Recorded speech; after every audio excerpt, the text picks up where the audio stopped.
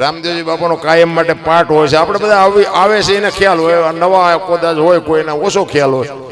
દર બીજે આ પાઠની પરંપરા છે ને એ આ રામદેવજી બાપા અને આ દુનિયામાં આગમન થયું ને એની તમને થોડીક વાત કરું. હમણાં બેને જે ભજન કર્યું હતું ને કે હરભુજીને હૈયે હરખ પાર ઘોડલા ચરણતા દીઠ્યા રામાપીરના. બાપુ રામાપીરને કૃષ્ણ પરમાત્મા એને આ દુનિયામાં આવવાની જરૂર શું કામ પડી? કારણ કે પાઠની પરંપરા છે ને. પહેલા યુગમાં કે પ્રહલાદે કર્યો, પછી હરિશ્ચંદ્રે કર્યો, ત્રીજા યુગમાં ધર્મરાજાએ કર્યો, ચોથા યુગમાં બલિરાજાએ કર્યો. બલિરાજા વખતે બધું બંધ કર્યું. પછી અખિલ બ્રહ્માંડના માલિકને એમ થયું કે કાલની પેઢીને ખબર કેમ પડશે પાઠ આને કહેવાય. પાઠની પરંપરા ચાલુ રાખવા માટે કૃષ્ણ પરમાત્માને એમ થયું કે મારે અવતાર લેવો છે, મારે જન્મ લેવો છે. પણ હવે એવું ઘરે હોવું જોઈએ ને કે પુણ્યશાળી કોઈ ભાગ્યશાળી ભજન વાળાનું ઘર તો જોઈએ ને. ગમે ત્યાંથી અવતાર લે નહીં. અને આ અજમલ રાજાને દીકરાની ખોટ હતી, આને આવવાનું હતું. બે નો મેળ પડી ગયો. આ રામદેવજી બાપાને આવવાનું થયું. અને એ રામદેવજી બાપા આવ્યા પછી એ આજે હમણાં ભજન કર્યું ને એ ભજન હરભુજીએ રામદેવજી બાપાને જયારે સોધામ જવાનું થયું ને તે દિવસે બાપુ આ વાણી કરેલી. હરભુજીએ વાણી ગાયેલી છે. બેને એક કડી ગાઈ હતી પણ હું એ ભજનને પૂરું કરું. એટલે હરભુજી રામદેવજી બાપાને સોધામ જવાનું હતું ને અને એમને એમના કુટુંબને ભેળું કરીને કીધું કે ભાઈ મારો સમય થઈ ગયો છે અને હવે તમે બધી મારી તૈયારી કરો. પણ સમાધિ લેવાઈ ગયા પછી બ્રહ્મા વિષ્ણુ મહેશ આવે ને કોઈ એમ કે ને કે રામદેવજી આ મને મળ્યા હતા, તમારે સમાધિ ખોદવાની નહીં. દુનિયા તમને કોઈ બી કે, કારણ કે એમને ખબર હતી કે હરભુજી એમના માસીના દીકરા ભાઈ થાય. એમને વચન આપ્યું હતું કે હું તમને મળ્યા સિવાયનો જઈશ નહીં. અને એમને એમ કે હું એમને મળવા જઈશ ને તો આ લોકોને શંકા જાગશે. એટલે એમને જાણ કરી કે ભાઈ દુનિયા કોઈ બી કે ને તો તમે સમાધિને ખોદવાની વાત ન કરતા. અને સમાધિ અપાઈ ગઈ અને વાત ઉડતી ઉડતી હરભુજીના કાને પડી. હરભુજી ના પાડે છે કે તો વચનનો પાકો માણા. ઈ મને કીધું છે મળ્યા સિવાય જાવ નહીં. કોઈ દી વચનમાં ઈ ખોટી વાત હું નથી માનતો. મને મળ્યા સિવાય જાય જ નહીં. કે પણ અમે ન્યા જ હતા. કે ભલે ને તમે અહીંયા હોય હું અહીંયા જાઉં અને જોઉં મને હું પાકું કરું પછી માનું ત્યાં સુધી નહીં. ત્યારે એ હરભુજી ત્યાંથી ઘોડા ઉપર ચડીને બેહીને આવ્યા ને આ રામદેવજી બાપા રણુજાના સીમાડે ઘોડા ચારતા હતા. ત્યારે હમણાં બેને ગાયું ને હરભુજીને હૈયે હરખ પાર ઘોડલા ચરણતા દીઠ્યા રામાપીરના. અહીંયા હરભુજી રામદેવજી બાપા ભેટો થયો અને બે બથું ભરીને ભેટ્યા અને અહીંયા બે કહુંબો કર્યો અને રતન કટોરો, અમલની ડાબલી, વીરગેડીઓ, પામરિયા ચાર વસ્તુ જે સમાધિમાં મૂકેલી એ રામદેવજી બાપાએ હરભુજીને આપી. અને હરભુજીને કીધું તમે જાઓ ગામમાં. અને ગામમાં આવ્યા. ચોરે આખો ડાયરો બેઠો તો શોકગ્રસ્ત. બધા વિચાર કરે ભાઈ જો ભાઈ વિવેક ઘોડા ઉપર બેન આવે છે અને શરમ નહીં આવતી હોય. અહીંયા આવી અને કીધું કે શું બધા બેઠા છો? તો કરે રામદેવજી બાપા વિયાઈ ગયા 3 દી થયા. હરભુજી કે પણ મને અત્યારે સીમાડે ભેગા થયા તમે કયો છો 3 દી? તો કે આખું ગામ ખોટું તું સાચો. એ અમલની ડાબલી વીરગેડીઓ આ બધું બતાવ્યું ને તો બધાની શંકા જાગી. એ કે આપણે સમાધિ દઈને આવતા રહ્યા પછી માછું મારી નીકળી ગયેલા. હાલો એ કે ખોદવું છે. આપણા જ નથી સમજી ગયા. જ્યાં જાવ આપણા નડે ને પછી સમજી લેવાનો ઇતિહાસ આપણો થાય છે. આપણા નડે પછી રોદડા નો રો. જો મીરાને કોણ નડ્યું? રાણો. પ્રહલાદને કોણ નડ્યું? એનો બાપ. નરસિંહ મહેતાને કોણ નડ્યું? એની નાયક. પાંડવોને કોણ નડ્યા? કૌરવ ભયું. પોતાના નડ્યા ને પછી ઇતિહાસ થયા. આપણા નડે ને એટલે રોદડા નો રો. સમજી લેવાનું ઠાકર ત્રાજવી આવ્યો હોય તો જ આપણા આપણને નડે. 500 ગૌ આપણને ઓળખે ને અહીંયા પડખે પડ્યા હોય ન ઓળખે. પણ ન ઓળખે એટલે સમજી લેવાનું ઈશ્વર ત્રાજવી આવ્યો હોય તો જ ન ઓળખે. એટલે હરભુજી રામદેવજી બાપાના ઘોડા ચરે ને બાપુ એ વખતે હરભુજીએ વાણી કરેલી. વાણીમાં શું કહે છે?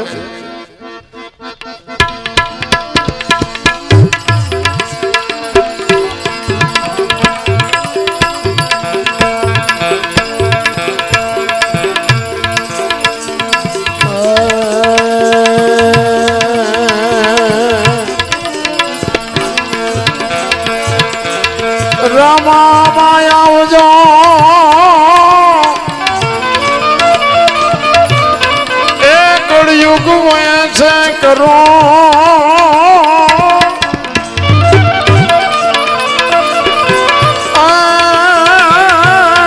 અરજી બાઠીની વિનતી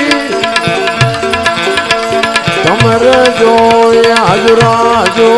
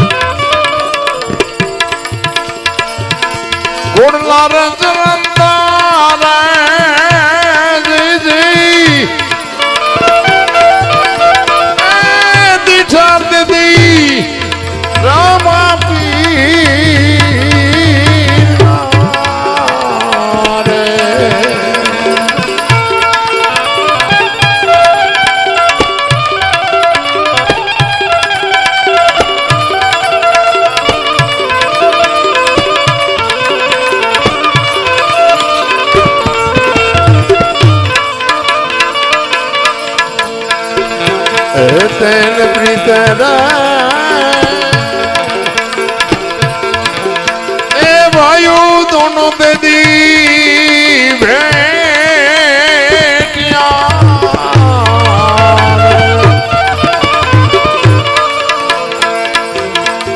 ए तेन प्रीतरा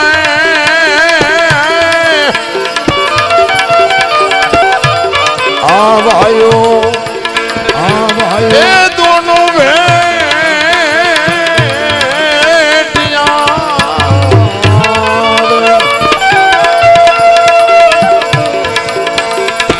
एक धी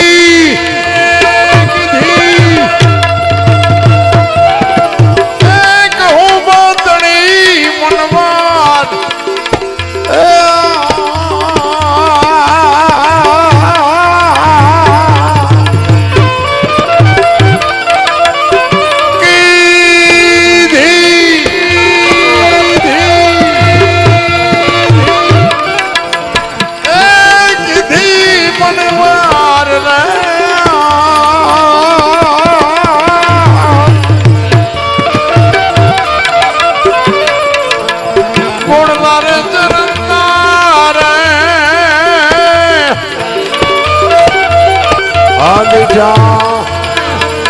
जा ए रामा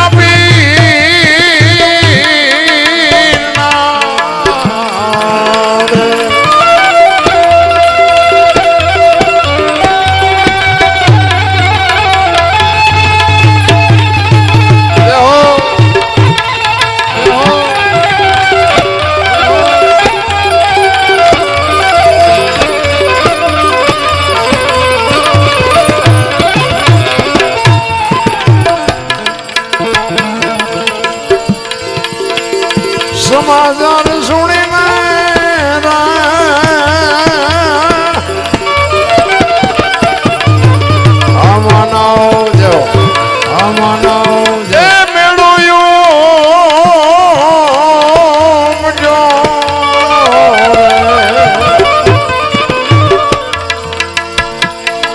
समाचार सुनी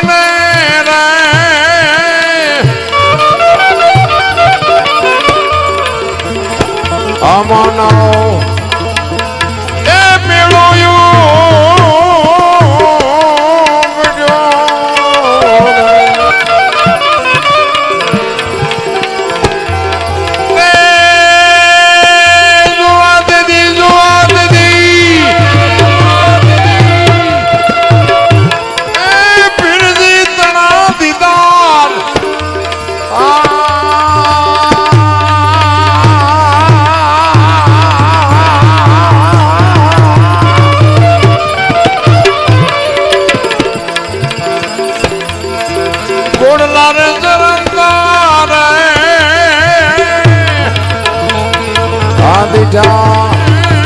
आंधी जा ए रामा पीर